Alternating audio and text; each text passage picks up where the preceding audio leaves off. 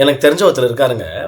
அவருக்கு யாரையாவது ஆசீர்வதிக்கலன்னு வைங்களேன், கை கால்லாம் நமனமன்னு இருக்கும் போல. நான் ஒரு வசனத்த படிச்சேன். அந்த வசனத்த இப்ப ஸ்க்ரீன்ல போடப் போறேன். அத பார்த்ததுக்கப்புறம், "அப்பா! என்ன ஒரு மனுஷன், என்ன ஒரு ஹார்ட்டு" அப்படின்னு பார்க்கும்போது தான் தெரியுது, ஒரு மனுஷன் இல்ல, கடவுளு. அடடா! அதான் அப்படின்ற மாரி. இந்த வசனத்த பாருங்க. ஆபிரகாம் மரித்த பின் தேவன் அவன் குமாரனாகிய ஈசாக்கை ஆசீர்வதித்தார். இந்த வசனத்துலேருந்து நம்ம ஒரு விஷயம் என்னால் இன்டேக் பண்ணிக்க முடியுது. என்ன அப்படின்னா, ஏசப்பாவால், கடவுளால், கர்த்தரால் ஆசீர்வதிக்காமல் இருக்கவே முடியாது. அவருக்கு யாருன்னா ஒருத்தர் ஆசீர்வதிச்சு ஆகணும். என்ன யாரையுமே எனக்கு ஆசீர்வதிக்க முடியல. ஏன்னா Abraham God was blessing like anything. டக்குன்னு அவர் மறுத்ததுக்கப்புறம், ஐயோ இன்னைக்கு யாருன்னா ஆசீர்வதிச்சு அவனை புடி அவன் பையனை புடி, ஈசாக்கு ஆசீர்வதி. அந்த மாதிரி பிளெஸ்ஸிங் குடவுனாக இருக்கிறாரு. எவ்வளோ ஒரு லவ் பாருங்களேன், எவ்வளோ ஒரு அன்பு, எவ்வளோ அழகாக பிளஸடான ஒரு காரியங்களை, பிளஸடான லைஃப்பை தன் பிள்ளைகளுக்கு கொடுக்கணும் அப்படின்னு எவ்வளோ வாலண்டியராக பண்ணுறாரு பாருங்க. வசனம் ஒன்று இருக்குது, இஸ்ரவேலை ஆசீர்வதிப்பதே கர்த்தருக்கு பிரியம் அப்படின்ற மாதிரி. நான் யோசிக்கிறேன், அந்த வசனத்தில் ஒரு சின்ன மாற்றத்தை எடுத்துன்னு வரப்போ என்னன்னா, அது ஏன்னா லேட்டராக தான் எழுதப்பட்டது, இஸ்ரவேலை ஆசீர்வதிப்பதே கர்த்தருக்கு பிரியம். ஆனால் கர்த்தர் இந்த ட்ரெண்டை இஸ்ரவேலை ஆசீர்வதிப்பது மட்டும் இல்லை, இஸ்ரவேல் என்பது யாக்கோபுடைய சேஞ்ச்டு நேம். ஸோ யாக்கோபுக்கு முன்பாக அவங்களுடைய அப்பா ஈசாக்கை ஆசீர்வதிப்பதே கர்த்தருக்கு பிரியம். ஆபிரகாமை ஆசீர்வதிப்பதே கர்த்தருக்கு பிரியம். அந்த மாதிரி ஆபிரகாம் தொடங்கி லைனாக அடிச்சு தள்ளின்னு வராரு. அதுக்கப்புறம் தான் இஸ்ரவேலை ஆசீர்வதிப்பதே கர்த்தருக்கு பிரியம். நான் யோசிக்கிறேன், அந்த ஒரு லைனப் அதோட நிற்காது. நான் கன்ஃபார்மாக என்னால் சொல்ல முடியும் விசுவாசத்தோட, நெல்சனை ஆசீர்வதிப்பதே கர்த்தருக்கு பிரியம். உங்கள் பேர் நீங்கள் போட்டுக்கிட்டு ஆமேன்னு சொல்லிட்டு போயிடுங்க. அப்போ தான் வரும் ஆசீர்வாதங்கள். ஓகே, ஸோ நான் எதுக்கு இந்த பதிவை போடுறேன் அப்படின்னா, God really wants to bless his people.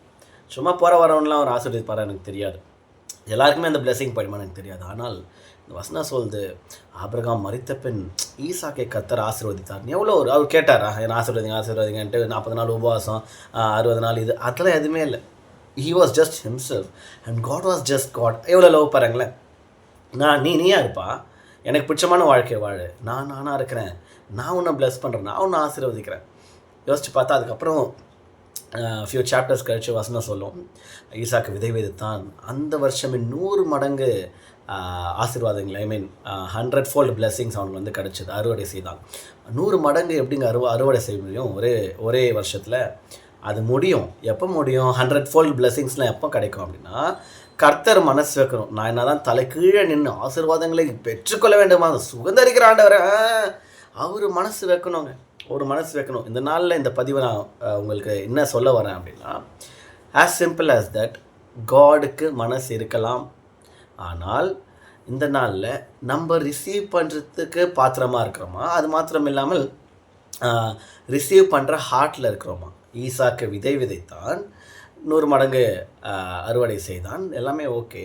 அறுவடைக்கு ரெடியாக இருந்தானா, இந்த நாளில் எத்தனை பேர் காட் என்னை ப்ளஸ் பண்ணுவார், காட் நிச்சயமாக ஈசாக்கை ஆசீர்வதித்தது போல் என்னையும் ஆசீர்வதிப்பாருன்ட்டு எத்தனை பேர் நம்ம விசுவாசமாக இருக்கேன். எத்தனை சரி ஜாம் பண்ணுறேன், ஆண்டவர் கொடுத்துட்டாரு, தக்க வச்சுக்க முடியுமா? அப்போ பாருங்களேன், in order to receive his blessings also, நான் அந்த பிளெஸிங்கை ரிசீவ் பண்ணுறதுக்கே நான் ப்ரிப்பேர் பண்ணிக்கணும். அதுதான் விஷயம். ஹை குவாலிட்டி ஒரு வண்டி வேணும்னு ஆசைப்படுறதுனால தேவன் கொடுப்பார் நிச்சயமாக. வண்டியை மெயின்டைன் பண்ண கற்றுக்கணும், அதுதான் இங்கே சொல்ல வந்தேன். ஸோ கர்த்தரால் ஆசீர்வதிக்காமல் இருக்கவே முடியாது. He will continue his blessings for his people. இதற்கு அகேன்ஸ்டாக யாருன்னா சுவிசேஷத்தை பிரசங்கித்தார்கள் என்றால் அது அவங்களுடைய லைஃப் அப்படி இருக்கலாம். பட் என் லைஃப்லேருந்து நான் கற்றுக்கொண்டது, தேவனால் தன் பிள்ளைகளை ஆசீர்வதிக்காமல் இருக்கவே முடியாது. He will continues to plus. He will just keep blessing. முதலாவது தேவன் செஞ்சது ஆதாமே அவளை படைச்சு அவர்களை ஆசீர்வதித்தார். கடைசியாக ஏசப்பா இந்த உலகத்துலேருந்து ஆகிறதுக்கு முன்பதாக கடைசியாக ஏசப்பா செஞ்சதும் ஆசீர்வதித்தார். he just blessed his disciples and then he ascendedனு வசனம் இருக்குது.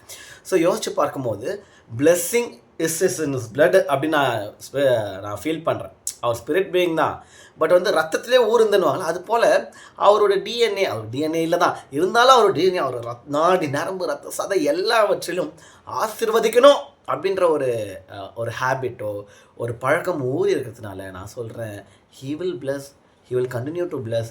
You just be ready to receive him. You just be ready to receive his blessings with open hands, with open heart. நிச்சயமாக கர்த்தர் பெரிய காரியங்களை செய்வார். ஆபிரகாமை ஆசீர்வதித்த தேவன், ஈசாக்கை ஆசீர்வதித்த தேவன், யாக்கோபை ஆசீர்வதித்த தேவன், இஸ்ரவேலை ஆசீர்வதித்த தேவன் உங்களையும் என்னையும் ஆசீர்வதிக்க வல்லவராக இருக்கிறார். So cheer up. God bless you. Thank you so much.